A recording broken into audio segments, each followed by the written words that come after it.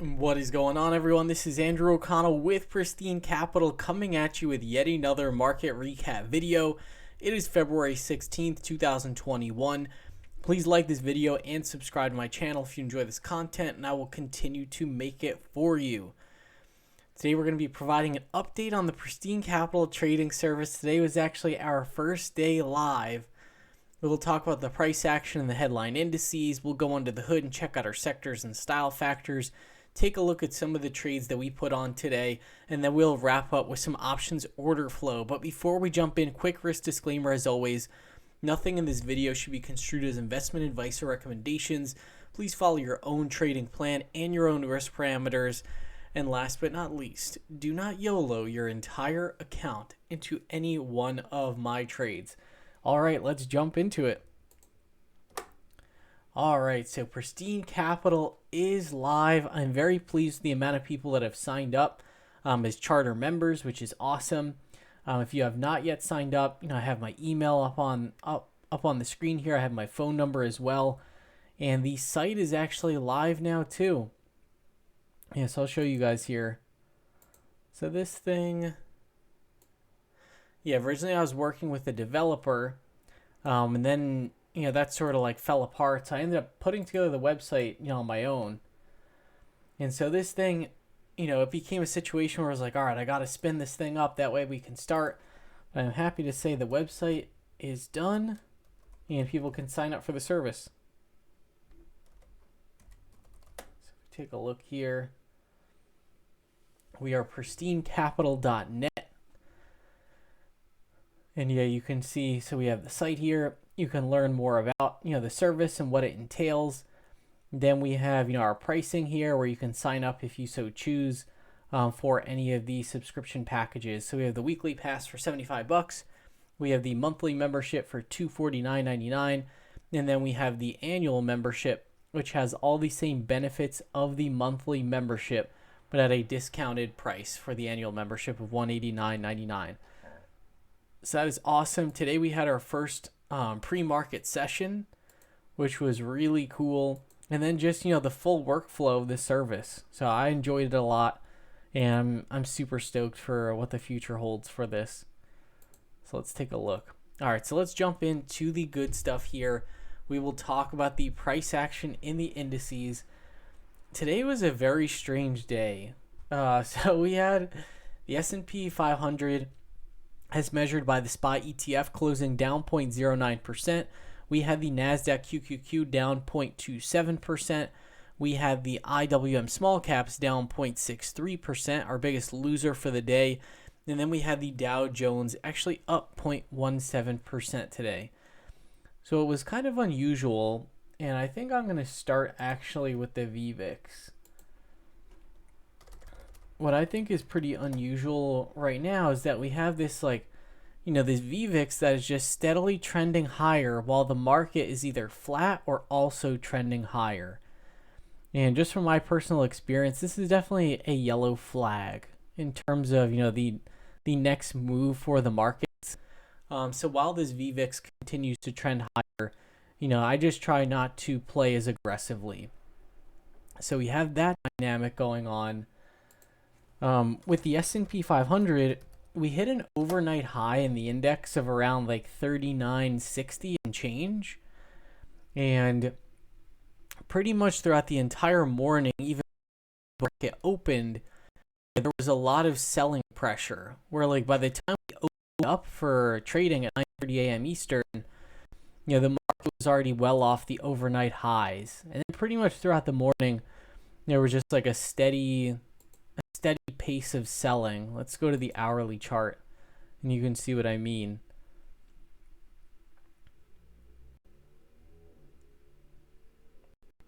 So let's take a look here. So you can see we had the overnight all the way up to around 3960, and then throughout the morning it was just some selling. In the afternoon, you can see the selling pressure kind of abated, and you can see there's some dip buyers that came in indices at around a level of 3918. But we'll have to see what tomorrow brings, what the rest of the week brings. This is actually options expiration week that we are currently in. And typically during options expiration week, I try not to trade as aggressively. I try to lighten up my positions a little bit. That's pretty much what I did today. So we have the S&P 500. The IWM is actually the biggest loser for today. Let's just pull that one up real quick.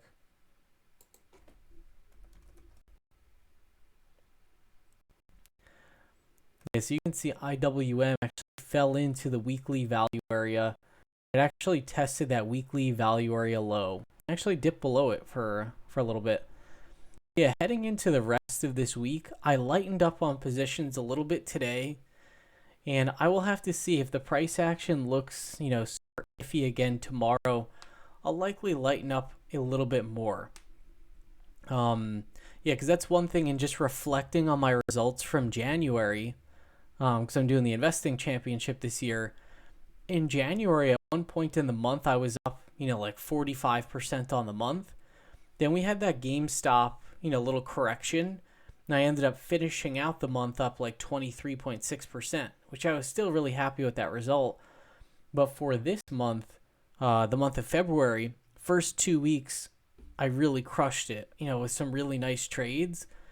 And so my goal for the latter 2 weeks of the month is, okay, if the price action starts to become iffy, if the trend starts to become iffy, I definitely want to proactively pare down my risk a little bit.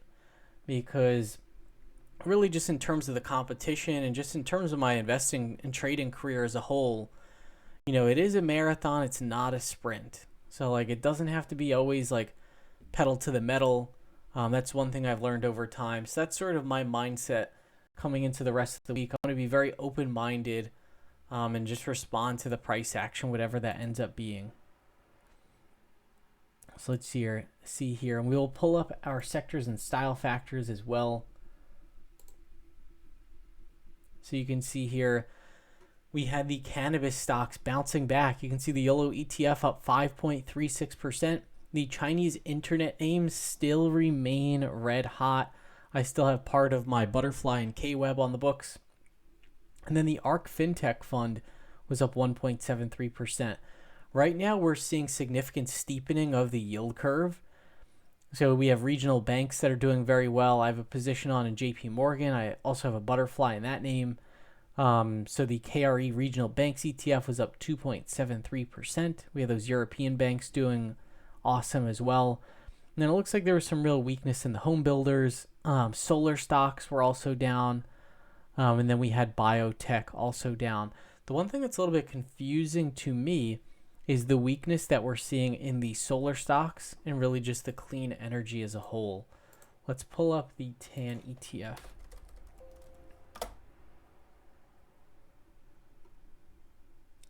Yeah, and you can see the TAN ETF is now below this weekly value area. You can see there is a version point of control at around like 115 right here.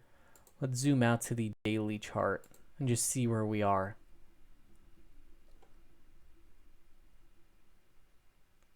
Okay, so this actually is not nearly as bad as I thought.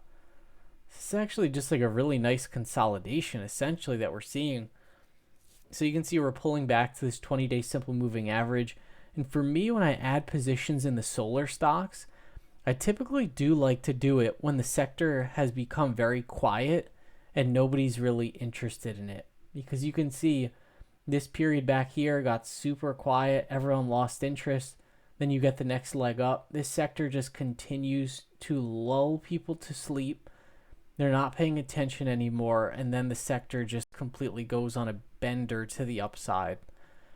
So with these stocks, I definitely want to have these on my radar and have a couple to really just pull from in case they start showing strength. Now let's see here. For our style factors, we had high beta stocks up 2.16%. Those were the big winner for today. And then showing some weakness, we had defensives and Minvol. So that is actually, a very risk-on, style factor rotation. So that's sort of like another mixed signal where we have like, okay, the VIX and the VVIX are kind of spiking. We have options expiration going on. The style factors look pretty risk on. So yeah, we'll have to see how things shake out. And then we'll quickly go through some of my trades for today. And my game plan that I walked through in our pre-market session this morning was to sell into some of the morning strength. Pretty much, for many of these, Monday mornings, or in this case, the Tuesday morning, we get what I call the auto gap, where typically after weekends, there's a lot of strength in the market and we typically open up green. So today I wanted to take advantage of that and, just clean up my book a little bit. I closed out some of my positions that weren't working, especially like once the market starts to get a little ambiguous. What I typically do is I do not, and this is something where I think beginner traders and beginner investors do this the complete opposite way. And I know that because that's what I used to do. A beginner investor is going to trim their stocks that are up the most or close those out because they won that trade and they don't want to lose their win. What I do now is I leave on my stocks that are doing the best and I close out the ones that are actually doing the worst. So I took some profits in some names, took stops in others. Like I sold out of QS, which I had on just as like a short-term trade. Paid 51, sold it for like 50 and change. I sold out of GRWG. I had some calls in that name. This is one of my favorite names. These calls are for April. And I would really just prefer to either be in the common stock or calls that are further out in time, given this wild move that we're seeing in VVIX. So I closed those out for some small gains. I luckily took a stop in Plug. I actually entered Plug. I entered Plug in the pre-market for like $65. And there was some good news about Plug where they had like a new partnership or something to that effect. And I noticed like, hey, Plug's not really reacting well to that news. So I figured like I'm just going to get out of this position very quickly because the reason I got into it was for that news and it really wasn't popping on the news. So I sold out of my Plug when it was still green on the day, when the stock was up maybe like 0.5%. I looked back at the end of the day and this thing had completely tanked. So yeah, that's definitely something where like something like this I look at and I'm like more happy about than, getting like a nice winner trade. Like when it's like, okay, I managed the risk appropriately there. That's what gets me super stoked. So I took this winning trade off open. I paid about like $27.87 for this one. Sold it for almost $33. It's like an 18% gain. I put on an iron butterfly in Palantir, essentially betting on a non-move. Palantir, everyone is puking up their positions. So if we look here, Palantir, everyone was bullish on this stock. Everyone was allocated to it. I saw so many people on Twitter talking about it. This thing has sort of been on a death march for the past couple of trading days. And they reported earnings, and they reported pretty much like a growth deceleration. And what I did was I sold an iron butterfly, essentially betting on a non-movement. Essentially saying like, okay, I don't think Palantir is going to rip back to the highs, by the end of the week. But I don't think it's going to slip into the abyss either. So we'll see how that butterfly works out. But my max gain on that butterfly is $1.90. Max risk is $1.10. So I like that risk reward. And then one of the only other like really offensive trades I entered, I got long some ESTC August 20th 165 strike calls. And this is a name that I'm liking the technical setup. And then it is also, a pretty strong company, just thematically and fundamentally in terms of their data science business and really just their subscription business. So you can see here, this company ESTC, I like it because it's not extended. It's trading above this monthly value area and it's in a very nice trend. So I figured, this is a name I want to take a shot at, but I'm not going to do something like a March call or like an April call, I want to do something way further out in time. That way, if this name takes a while to get going, or even if there's some short-term volatility in the market, I won't get pushed out of this trade, shaken out, whatever you want to call it. So that does it for some of the trades that I put on today. See a bunch of trades today. I entered a starter in this company, CTK, for $6.79. And then, so like speaking of like trying to keep the winners on, ENGMF had a really nice move today, Enthusiast Gaming. So this is one where I had a starter position on with a cost base of like $4.87. And then I doubled my position on Friday. And so this is actually, for my investing championship account, this is my second largest position behind skills. So this one, grossed up my position on Friday, and I got, I'm super grateful that this one just happened to make a really nice move today. And this is one where, I'm not looking to take a target on this name or anything like that. I really think this name can get to $10 and beyond. So I'm still really bullish on this company, and I'm keeping it as a pretty overweight name for now. But yeah, that was sort of like the highlight of the day for me. And then really quick, we'll take a look through some options order flow. I'm actually going to have to figure out a way to condense these videos a little bit. A lot of times I come in around like 20 minutes, 25 minutes. I would like to get that down to more like a 10 to 15 minute video. So the format might change just a little bit. But yeah, so we had, for options order flow today. So it looks like we had some put buyers coming in towards the close. So it looks like some players putting hedges on. We have these Qs hedges going out to May. We have some shorter term IWM calls. These are for March. And yeah, it looks like some Tesla puts as well. Yeah, these are puts, not calls. Let's look at Tesla.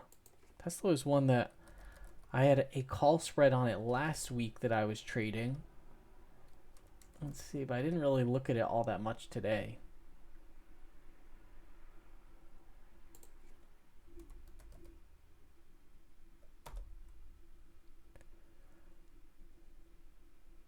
Okay, yeah, so Tesla still looks pretty weak. So it's trading right on this lower Bollinger Band. So we'll have to see if it can get some sort of balance. But yeah, somebody is buying puts in Tesla. We had CCIV. I believe there was further confirmation that they are going to be merging with Lucid Motors. And CCIV went absolutely crazy to the upside, finished up about 31.82%. So really nice trade for anyone that is long CCIV.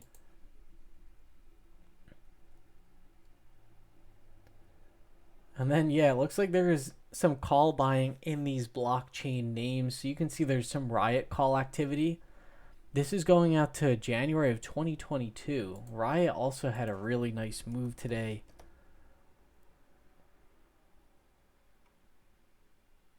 Yeah, Riot up 20.74%. This name has gone absolutely parabolic. I just have some of the other names and really just like a lot of names in the market. Yeah, there's players coming in with those 2022 calls. And then this block ETF, which is probably something that I want to use in the future. It has a lot of these names like Riot, Mara, MSTR, like all of those names in it. So yeah, somebody purchased some calls on BLOK. That about does it for this market recap video. Hope you all had a great trading day, and I will see you all tomorrow.